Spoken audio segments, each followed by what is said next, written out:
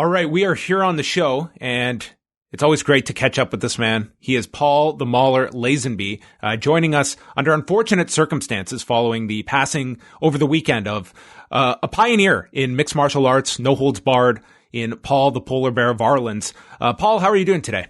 I'm all right. I mean, obviously not happy about the news, but holding together pretty well regardless.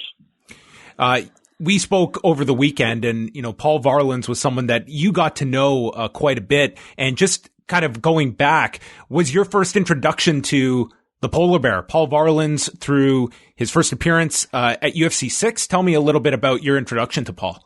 Yeah, I mean, I jumped on the UFC bandwagon right away. So I was there from UFC 1. And when Varlins, reared his sizable head in the octagon, that's one guy that I really felt connected to, because even before I was a fighter, and, I didn't become a fighter until 97, but even before I was a fighter, if I would watch movies, like if I watched Bloodsport, then Jackson was my favorite guy. It was always the big hulking brawler that wasn't necessarily technique intensive. And then when I saw a real life equivalent of that in Varlins, I was a fan right away. So I really dug the guy. And so it was really cool for me that when I was in Japan, I was staying at the Pancras Dojo and about to have my third fight.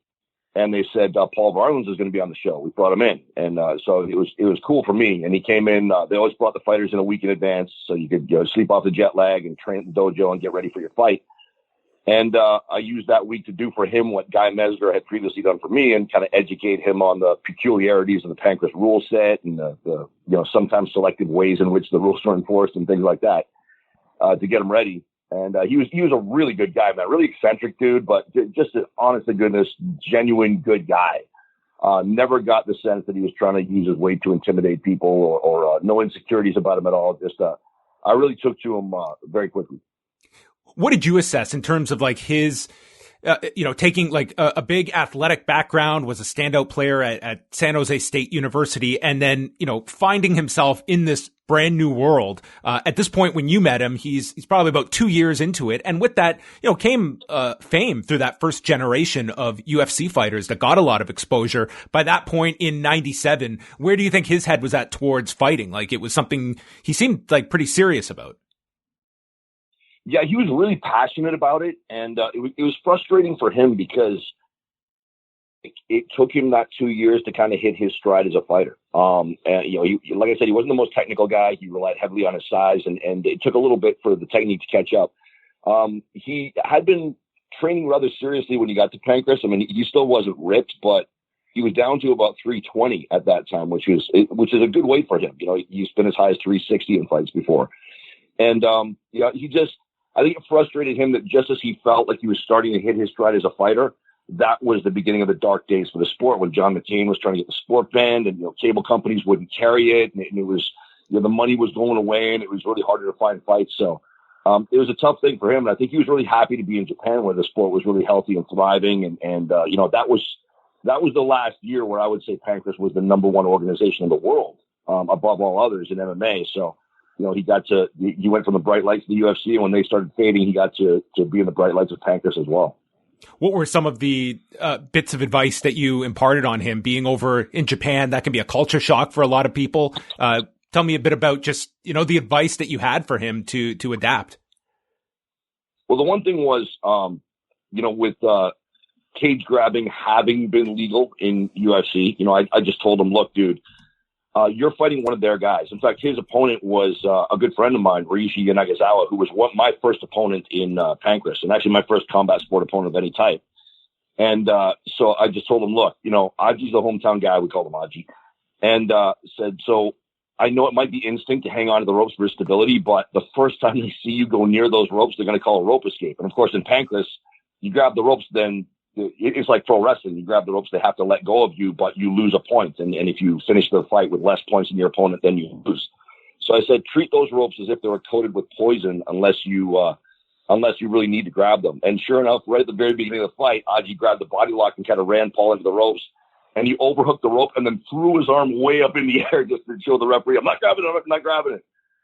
So there was little stuff like that. And there were some, and I'm not throwing shade on the Pancras organization, but it just seemed like sometimes one American fighter once told me when I asked him, how quickly did they stand you guys up when the action's on the ground? And he said, well, if you're on top, pretty quick. If the Japanese fighter's on top, you're going to be down there for a while.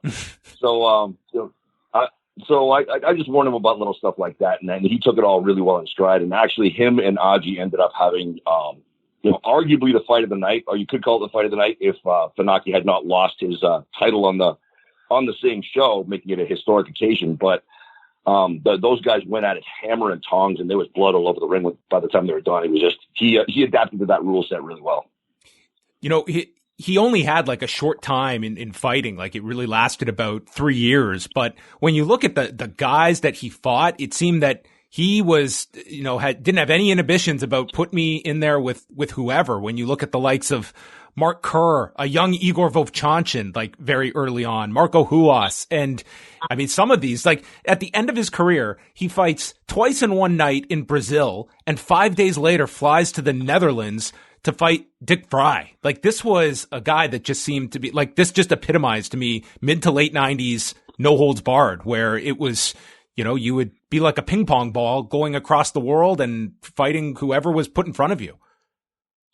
And of course, as you know, the rule sets varied so much from country to country, so you had to adapt to that too. But it made me kind of sad that he didn't have more of a run in Japan, because Japanese fans' mindset is very much different from the average North American mindset, where in North America, unfortunately, if you lose, then in a lot of fans' eyes, you suck. It doesn't matter how hard you fought. Like, well, you lost, you're a loser. In Japan, they love you before you even get in the ring or cage because you're a fighter, and they know what that means. And if you fight hard, and I'm living proof of that, because I had no business in Pancras when I got there. I lied my way in with no experience, but I fought hard, and that's all they cared about. So Paul, having that kind of fighting spirit, I think if he had spent more time in Japan, he would have been even more popular. He was already a draw, but he would have been more popular and more of a draw if he had stayed there for a while. It reminds me of a story he told me where when he fought Mark Kerr, which is one of the more disturbing beatings you're going to see in I'm not going to call it MMA, and like in no holds barred history, where Paul was too tough to quit and Kerr was holding him down and violently, brutally beating him. And it went on for a long time. And Paul said that was in Brazil. And when I was walking to the ring, the Brazilians, they loved Kerr, and they were screaming at him he's going to die. And he said, walking out of the ring after that fight, he said they were swarming the guardrails, trying to touch me and shake my hand and telling me what a warrior I was. And they loved me for that. And that loss got him over in Brazil. So that's the kind of guy he was. Anytime, anyone, anywhere, didn't duck anybody. You can't look at the numbers of the record of a guy like that and see the true measure of him. Like Jeff Osborne from Hook and Shoot always said, a record's like a bikini. It shows you a lot, but it doesn't show you everything. And the win-loss part of his record did not show you everything about the fighting spirit of Paul Varelans. Did he talk to you at all about professional wrestling? This would have been, about 6 months or so after he had done the brief stint in ECW. Did you two bond at all over that shared background? Yes. Yeah. We talked a little bit about the infamous Taz incident, and, he said there was a potato or two there. It was his opinion that they were trying to legitimately knock him out, to make Taz look really good in ECW when he did that one match with them. But, unfortunately he didn't hate pro wrestling, but he didn't come away from it with the best taste in his mouth. You wrote a little bit about Paul over the weekend, and I would be remiss not to go over this one line and add, maybe you can add some story to it, when you noted that Paul returned the favor during our post-fight partying by sweet-talking a Nigerian gangster out of shooting me, Boss Rutan, and a few others after Boss's protege went semi-homicidal on the wrong guy. That is a Paul Lazenby sentence right there. I mean, can you share anything about Paul coming through in the clutch for you guys? Yeah, basically, I'm going to leave a lot of details out here so as not to throw some of my friends under the bus, but it was a very, very debaucherous and very crazy evening that was right out of a movie. We were in Roppongi, which is the party district of Tokyo. And one thing I didn't know before I went to Japan is it's got a very sizable Nigerian community. So you see a lot of Nigerians in Roppongi working security and also working a lot of, coloring outside the lines, if you will, with regards to what they do for a living. So we ended up in an altercation. It was Leon Van Dyke, who was Boss Rutan's protege. Leon was a great dude. I freaking love Leon. But he's also a psychopath. He's one of the most awesome psychopaths I've ever met, but he's freaking crazy, and he's a brute. And so he got into it with a Nigerian gentleman on the street regarding something, I don't know what. And Leon ended up pummeling the guy into the ground. And we were with some Japanese girls, and of course they hung around Roppongi all the time. They knew who this guy was, and they started freaking out. I'm like, oh, okay, that's not good. And then another Nigerian gentleman who was a friend of the first guy came in and just looked at his friend, looked at Leon, looked at us, and said, "You guys all have 5 minutes to live," and started dialing his cell. And I didn't realize that Paul Varelans had a silver tongue in addition to all of his other talents and gifts. But man, he stepped in. I don't know how he did it, but he somehow got that guy to put his phone away and let us walk away. So, a posthumous thank you again. I thanked him a lot while he was alive, but thank you again, Paul, for making sure that we all made it out of Japan alive. How much contact did you have with Paul over the last couple of years? I know that you did interview him for your book that came out a number of years ago, When We Were Bouncers. Was that the last time you two had a chance to talk? No, we talked a little bit after that, and it was funny because this is the kind of guy Paul was. Because after that Japan trip, we didn't have any contact, and it was like '97, so the internet wasn't what it is now, and it wasn't as easy to maintain contact. So I just reached out to him cold in like 2014, I think.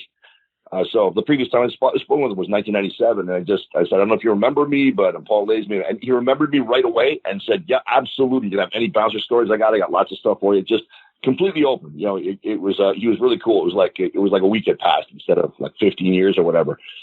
And then after that, we had a little bit of back and forth. He was actually he asked me to do it, but I honestly don't think I have the literary talent, and I don't think I could have done it justice. He was asking if I was interested in helping him write his autobiography at one point, and I recommended a couple of other people. Yeah, I recommended he go to somebody like Loretta Hunt, because I think she'd be a lot more talented than me in that regard. But it's too bad that didn't get done. Because obviously his legacy would be a little bit better preserved if that book had gotten written. But I take it as a point of pride that managed to at least get him in When We Were Bouncers, and so some of his stories are going to live on coming out of his own mouth. I'm glad you brought that up, because that's my final question here, is that when an unfortunate story like this occurs, and Paul Varelans, it was we're talking about someone that first got into the UFC 25 years ago, but I mean in the history of MMA. Does it worry you at all about preserving those historical figures and MMA's history itself? It seems like there's such a small window when it comes to the memories for a lot of the fan base, that the history of MMA is something that it's a young history, but one that still there are figures that were significant in the growth of this, and that firsthand. Yeah, it's something that I've noticed is a big difference between boxing and MMA, is that boxing reveres its own history. And you don't see people watching Jack Johnson matches and saying, well, Lennox Lewis would have murked that guy.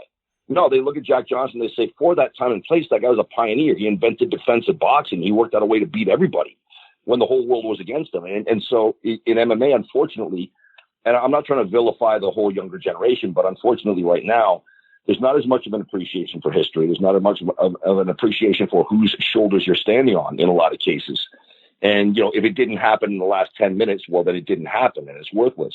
And that's too bad. And MMA being a new sport, a relatively new sport, that new mindset is attached to it. So the history often gets discarded, and it's really too bad, because there was nothing more exciting, nothing cooler than the MMA scene in the late 90s and early 2000s, And, people like Paul Varelans and Shayna Baszler and stuff like that, they don't get the credit they deserve. Jeff Osborne never gets mentioned. And without Jeff Osborne, I don't think there would have been a female MMA environment that would have been able to foster the Ronda Rousey phenomenon. He kept that sport alive for 10 years at his own personal expense. So, yeah, I think it is very, very important that we keep bringing up the old names and also showcasing the old product, which was so exciting.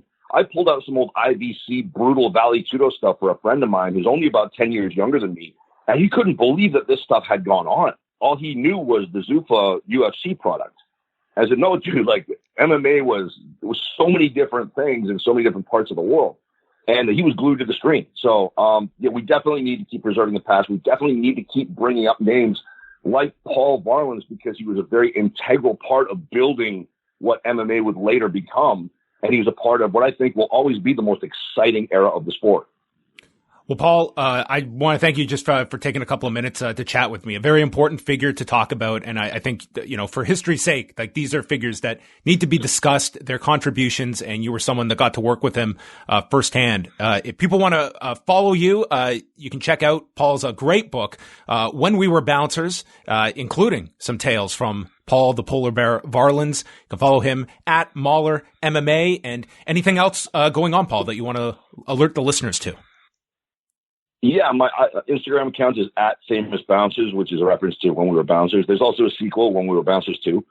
Other than that, I've got the film industry, thankfully, in Vancouver, is just starting to grind back into gear again. So working on that and also building my business around Black Oxygen Organics, which I've got several AEW and WWE superstars, and there's been some the very, very high-level MMA personalities, including Pat Miletich and Bas Rutten, that are this is just the greatest supplement they've ever taken, and me too. And injury took me out of the Canadian Powerlifting Championships last November, which I was planning on competing in after going on Black Oxygen, but I'm gearing up for that this year. So qualifying meet in May and then nationals in July. Well, excellent stuff. Oh, and that's that link would be buybblackoxygen.com for more information.